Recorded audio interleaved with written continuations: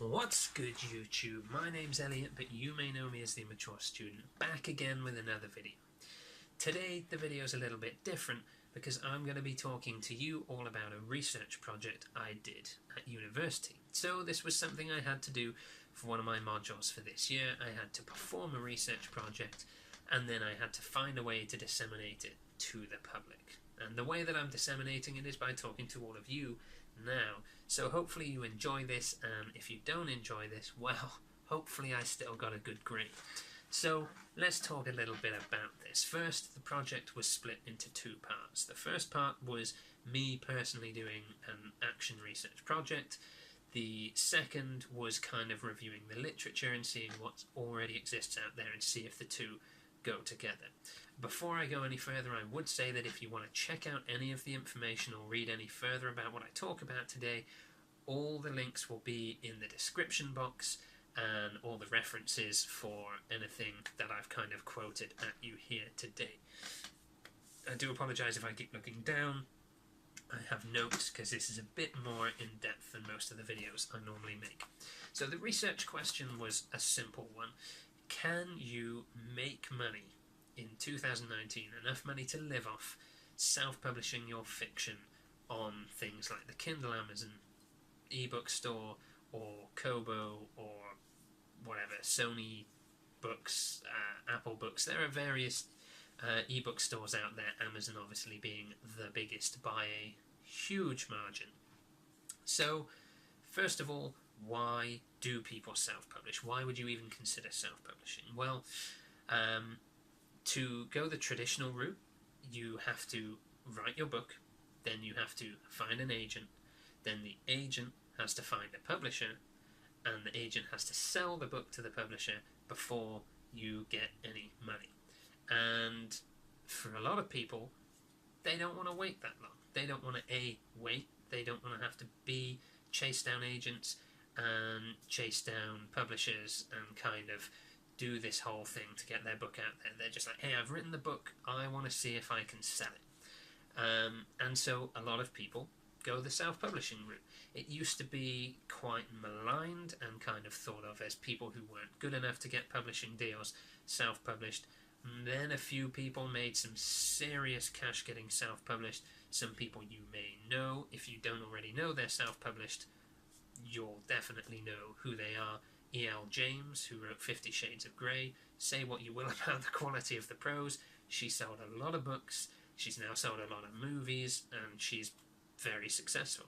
Andy Weir, who wrote The Martian and more recently Artemis, I believe Artemis is his second book, was also started self-published. Obviously it got made into a film and he's sold a lot of books and he's very successful. So the kind of stigma around self-publishing has gone away, at least to a small degree.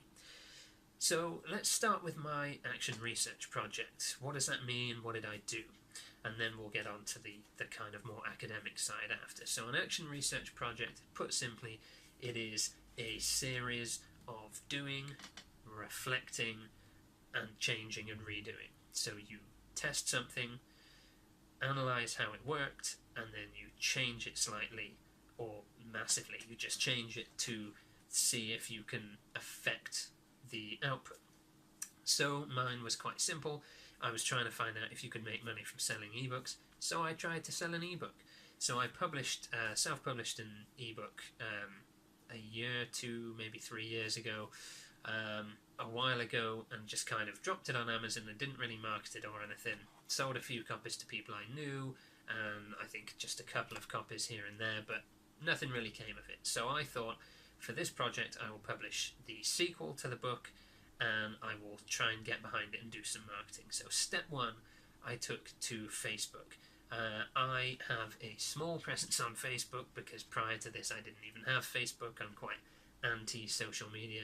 I know, cue the irony for someone who does YouTube videos, but other than YouTube, I don't really get social media, I don't really understand it, no interest in it. So anyway, yeah, I got it, and I got kind of a small following of friends. And so step one, I basically just made my author page, posted about my book, or my 2 books now, and then shared it on my personal page and kind of waited to see if this would generate any sales. it didn't. So I got, I think, like 2 likes on my Facebook page, and maybe like 3 of my posts got liked, and that was about it. So nothing really came from just putting the word out on Facebook. Next, I tried to use Amazon. So Amazon, when you self-publish through them, they actually have a marketing setup. So I set a 1 week, so 7-day marketing through them, where I was told them I was prepared to pay a certain amount, and they would try and split the spend over the days. So they display the advert, and every time the advert is clicked, regardless of whether someone pays and buys the book or not, you're charged a small amount for each click. So depending on what you set your budget to, depends on how many times they present it to people, because they try, by the end of the time, they guarantee that you won't have spent more than the stake you said you were prepared to put in. So did this generate any sales for me? No, it didn't generate any sales. Albeit my stake was very small, and we will get on to that. But stage 2, no sales. So okay, stage 1, we know that just dropping it on Facebook, dropping it on social media, doesn't generate many sales.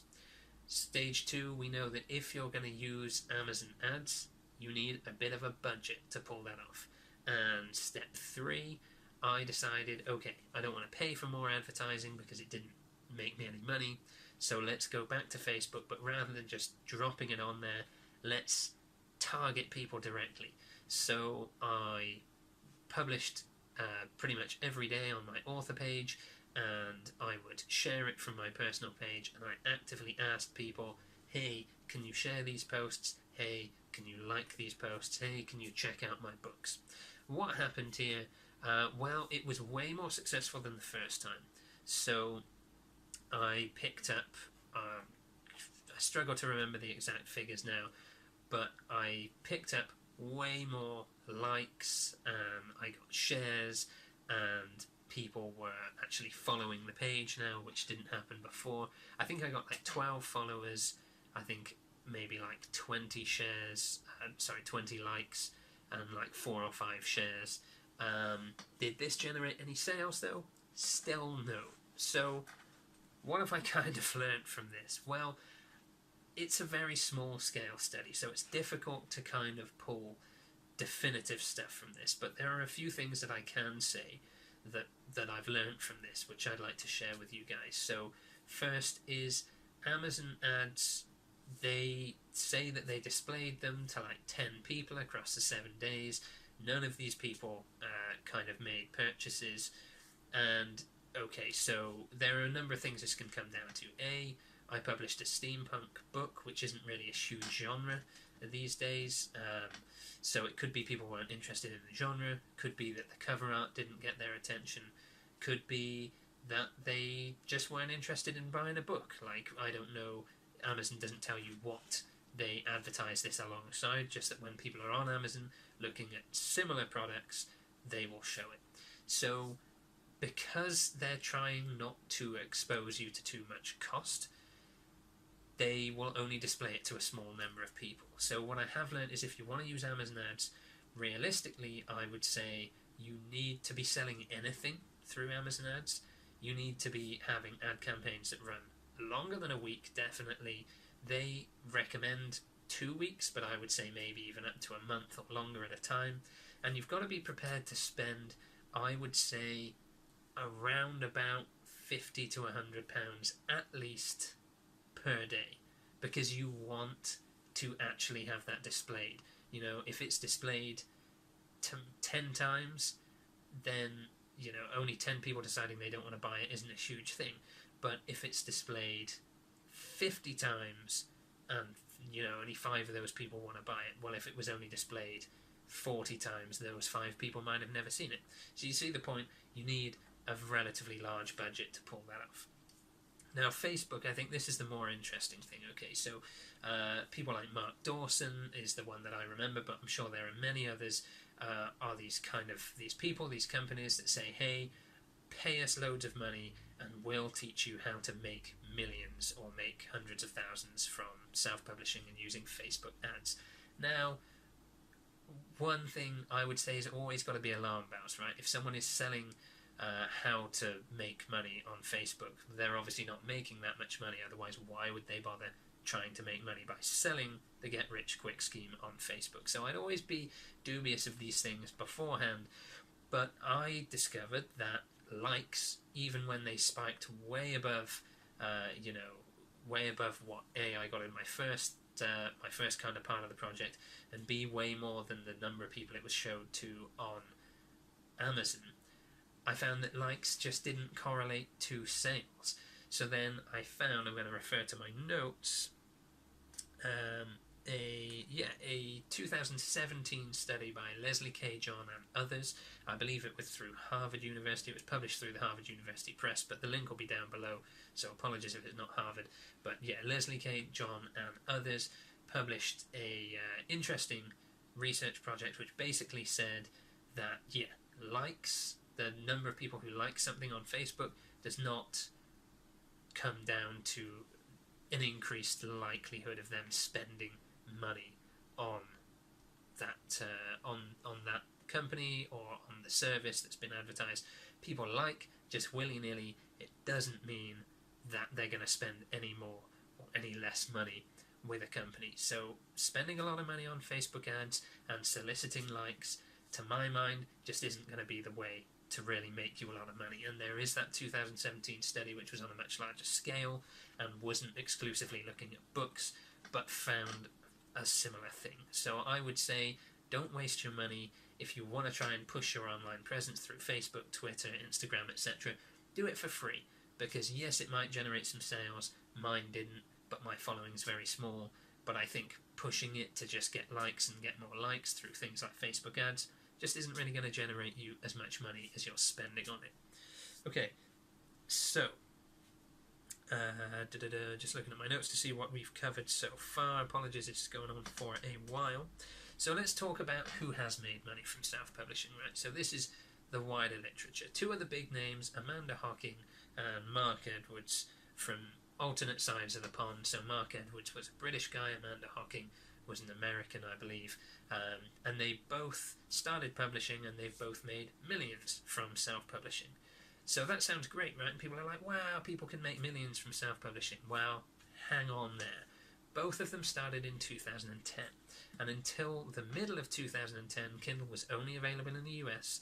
The market for ebooks was nowhere near what it became in the kind of preceding years, and so they kind of just hit the platform at the right time. There wasn't much competition, there weren't many other people self-publishing, and they got out there, they did good stuff, and they made a lot of money. Could they do it again now? Possibly not. So in 2014, so Amazon don't actually publish the number of ebooks they sell. They've kind of redacted that information from the record. So unless you work for Amazon, there's no way you can know. There was a loophole in the system which has since closed, and so in 2014, someone using that loophole saw that there were, when he kind of looked, 3.4 million ebooks for sale, and one new ebook being added every 5 minutes. So that's insane, right? 3.4 million books. I believe, I don't have the statistic written down, but I believe in like 2010 it was somewhere around 600,000. So it's a huge explosion to get to that 3.4 million, and now we're probably beyond 10 million realistically. So to get found in that number is really difficult, right? Unless you're advertising. So that brings me to point 2. People who have been successful since, since the numbers of ebooks got so massive on Kindle are people like Meredith Wild.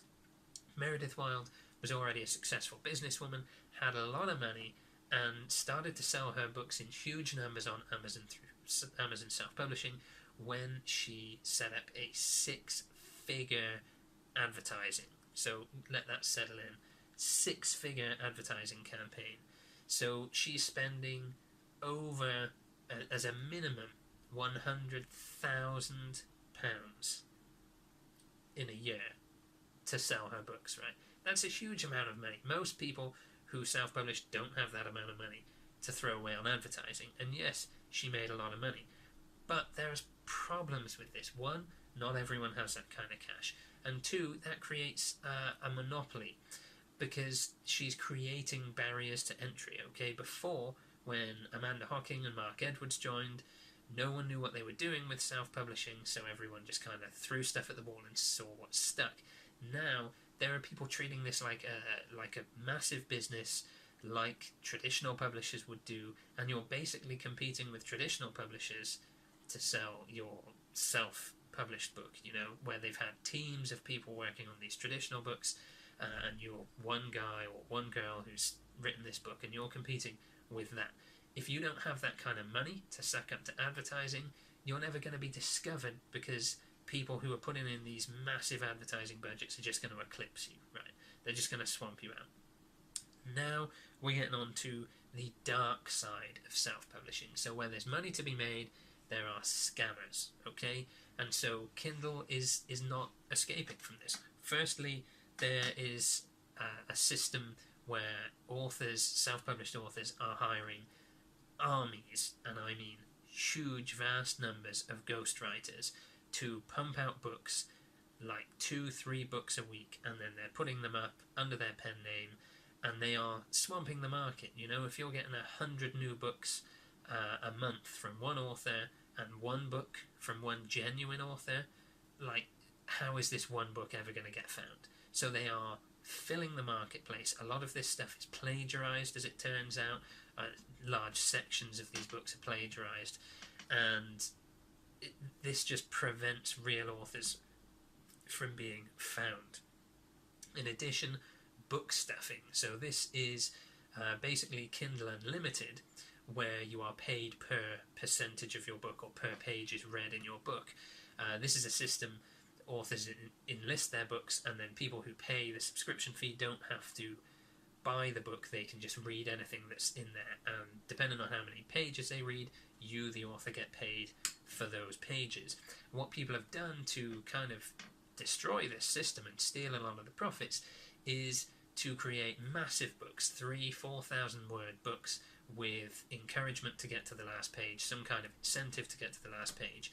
So when most people are publishing like 200-page books, because self-published books have a tendency towards being shorter than traditional books, and then people are selling these 3,000-page books. Well, if people are reading 3,000 pages, or not reading but going to the end, so Amazon says that number of pages have been read, we pay this person, they're getting an unreasonable section of the profits that should be getting split evenly between normal authors. It's going largely to people who aren't even writing. Like, these are basically 3,000 pretty much blank pages. They're just stuffed with naff. They're not really written. They're just words so that Kindle understands it as pages, and they send you to the last page and say, oh, you can enter this competition and win a diamond ring or whatever, and then they're just stealing huge amounts of the profit, which means Kindle Unlimited is then much less likely to pay the bills for authors who you know, are actually genuine authors. Okay, so yeah, that's kind of the crux of it. Some final notes to make. In 2017, the largest ever, allegedly, study of US authors looking at both traditionally and self-published found that self-published romance writers, which is the highest selling by a long way genre in self-publishing, make just, the median earnings is $10,050 a year. So at the time I wrote the report, that was £7,900, which is way below minimum wage, and this is the highest selling part of the market, right? So most people are making nowhere near that amount of money.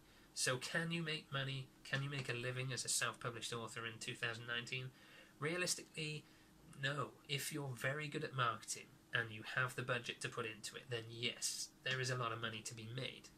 But the chances of just being a good author and publishing a book and then just being discovered because your prose is really great is just not going to happen. So realistically, I think that traditional publishing is probably still the most sensible route to kind of go if you want to be an author, and if you're very serious about wanting to do that. There is a small caveat that in 2018, a study of UK authors found that only 13.7% of those that were surveyed make a full-time living from authoring, from writing books. And the median earnings of traditionally published authors in the UK is, I've not written down the number for some reason, but it's around 10,400, I believe, when the report came out. Again, the link will be down there, so you can check that for yourself. But it's less than 11,000, more than 10,000 a year. So slightly more than the self-published romance authors in the US, but this is traditional publishing deals. You know, most people are still not making a full-time living from it. So if you're getting into this game because you want to be rich, well, good luck to you. Obviously there are J.K. Rowlings, there are Stephen Kings, there are whoever else is making a lot of money, Neil Gaiman's, people like that, but most authors may be making a couple of £100 a year. And that's just the way it is. If you don't sell millions, you're not going to make millions. It's not quite as glamorous as people may like to make it look. And as I say, there are chances. Of course, you could become rich. Of course, I could become rich from our books. We never know what's going to happen. But self-publishing, for me, I don't think it's the answer. Maybe it is for you. If you have any thoughts, comments, if you disagree with me, if you agree with me, comment down below, like the video, subscribe, all that good stuff. More videos to come. Peace.